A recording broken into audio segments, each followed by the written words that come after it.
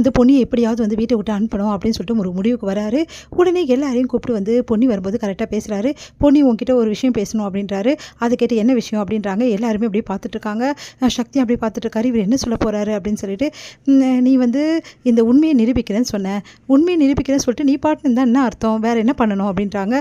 உண்மையை நிரூபிக்கிறதுக்கு எத்தனை நாள் வேணும்னு நீ சொன்னால் அதெல்லாம் நல்லாயிருக்கும். இப்போ என்ன பிரச்சனை உங்களுக்கு, நான் உண்மையை எவ்வளோ நாள் நிரூபிக்கணும்னு தெரியணும். ஆமாம், 90 நாளுக்குள்ளே நான் உண்மையை நிரூபிக்கிறேன். அப்படி இல்லைன்னா நீ வீட்டை விட்டு போயிடுறியா? சரி, நான் வீட்டை விட்டு போயிடுறேன். சும்மா வாய் வார்த்தையில் சொன்னால் நாங்கள் எப்படி நம்ப முடியும், வேறு என்ன பண்ணணும் அப்படின்னு சொல்லிட்டு கேட்குறாங்க. ஒன்றும் பண்ண வேணாம், இந்த பத்திரத்தில் சைன் போடு அப்படின்னு எல்லாம் அதிர்ச்சி அடைகிறாங்க. என்ன மாப்பிள்ளை இந்த பத்திரம் அப்படின்னு சொல்லிட்டு சந்திரசேகர் கேட்குறாரு. இது வந்து டைவர்ஸ் நோட்டீஸ் அப்படின்னு ஒன்று அதிர்ச்சி அடைகிறாங்க. இந்த டைவர்ஸ் பேப்பரில் வந்து சைன் போட்டால் தான் வேலைக்கு ஆகும். 3 மாதத்துக்குள்ளே இவ வீட்டை விட்டு போயிடுவா. அப்போது வந்து 3 மாதத்துக்கு அப்புறம் இந்த டைவர்ஸ் பேப்பரில் இப்போயே சைன் வாங்கி வச்சுட்டா அதுக்கப்புறம் வந்து இவ வீட்டை விட்டு போனாலும் கவலை இல்லை, நம்ம சக்தி மாப்பிள்ளைக்கும் நல்ல பொண்ணாக பார்த்து கல்யாணம் பண்ணிடலாம் அப்படின்னு அப்படியே பார்க்குறாங்க. என்ன மாப்பிள்ளை இப்படிலாம் பண்ணி வச்சுருக்கீங்க சந்திரசேகர் சொல்கிறாரு. அதுக்கு வந்து அவர் பணத்தில் என்ன தப்பு இருக்குது அப்படின்னு ஜெயா சொல்கிறாங்க. இங்கே பாருங்கள், இதுதான் முடிவு. பொண்ணு நிரூபிக்கிறேன்றால நிரூபிச்சிட்டா ஒன்றும் பிரச்சனை இல்லை, இந்த பத்திரம் தேவையே கிடையாது.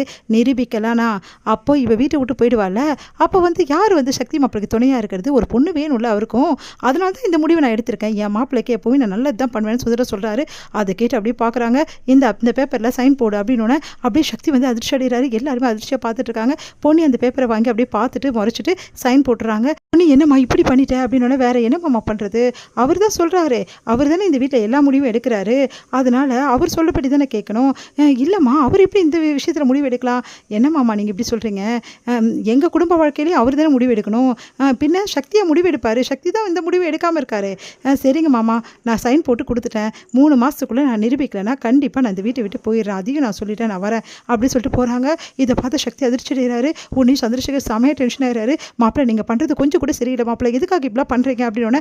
இங்கே பாருங்கள் மாமா, எனக்கு சக்தியோட வாழ்க்கை ரொம்ப ரொம்ப முக்கியம், ஏன் வந்து மச்சானோட வாழ்க்கை எனக்கு முக்கியம் இல்லையா அப்படி சொல்லிட்டு போகிறாரு.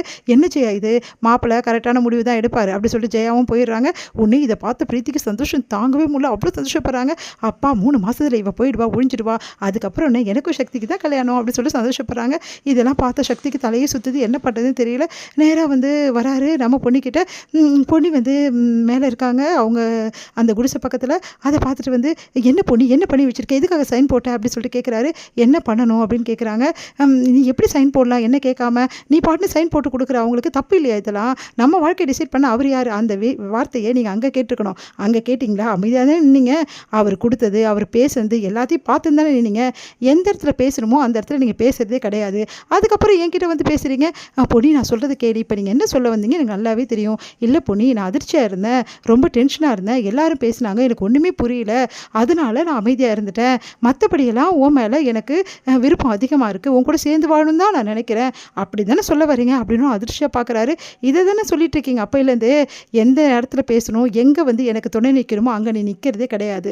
அதுக்கப்புறம் வந்து பொன்னி நான் அப்படி நினைக்கல பொன்னி, உன்னை வந்து என் மனசில் நினச்சிட்ருக்கேன், நான் இப்படிலாம் யோசிக்க யோசிக்கல, நீ ஏன் பொண்ணு இப்படிலாம் பண்ண அப்படிலாம் கேட்க வேண்டியது, இதெல்லாம் பண்ணிட்டு இருக்கீங்க அப்போலேருந்து, அதே தான் இப்போவும் பண்ண போகிறீங்க அப்படின்னு அதிர்ச்சியாக பார்க்குறேன். இங்கே பாருங்கள், உங்களோட வந்து எந்த வந்து கரிசனமும் எனக்கு தேவையே கிடையாது, நீங்கள் எப்படிப்பட்ட ஆள்னு சொல்லிட்டு நான் நல்லாவே புரிஞ்சுக்கிட்டேன், அதனால் இதுக்கப்புறம் என்கிட்ட வந்து தேவையில்லாமல் பேசி ஏன் உங்கள் டைமை வேஸ்ட் பண்ணுறீங்க, ஏன் டைமை வேஸ்ட் பண்ணுறீங்க, அதனால் போயிட்டு ஆக வேண்டிய வேலையை பாருங்கள், எனக்கு தான் நல்ல புருஷனாக நீங்கள் நடந்துக்கல, அட்லீஸ்ட் உங்கள் அம்மாக்காக நல்ல பிள்ளையா உங்கள் பெற்றவங்களுக்காக இருங்க, கிளம்புங்க அப்படின்னு அப்படியே அதிர்ச்சியாக பார்க்குற பொண்ணு, நான் சொல்கிறது கேளு பொண்ணின்னு போங்கன்னு சொல்கிறேன், என்ன எதுக்கு தேவையில்லாமல் பேசிட்டு டைம் வேஸ்ட் பண்ணிட்டு இருக்கீங்க, கிளம்புங்க முதல்ல அப்படின்னு.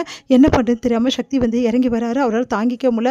அப்பா அப்படின்னு சொல்லிட்டு அவங்க அப்பாவுக்கு போயிட்டு என்னப்பா இது அப்படின்னு சொல்கிறாரு. பார்ப்போம்ப்பா, கண்டிப்பாக பொண்ணு நிரூபிச்சிடுவா, அதில் எந்த வந்து மாற்றமும் கிடையாது, மாப்பிள்ளை தான் பல்ப் வாங்க போகிறாரு, அதுலேயும் எந்த மாற்றமும் கிடையாது, ஆனால் இதெல்லாம் ரொம்ப ஓவர்ப்பா, பத்திரத்தில் சைன் வாங்குறதெல்லாம் அப்படின்னு. ஆமாப்பா அப்படின்னுறாங்க. பொண்ணு என்னப்பா சொன்னா, பொண்ணு வந்து நீங்கள் அங்கே அமைதியாக இருந்துட்டு இங்கேயே வந்து பேசுகிறீன்னு கேட்குறா. அவள் கரெக்டாக தானேப்பா பேசுகிறா.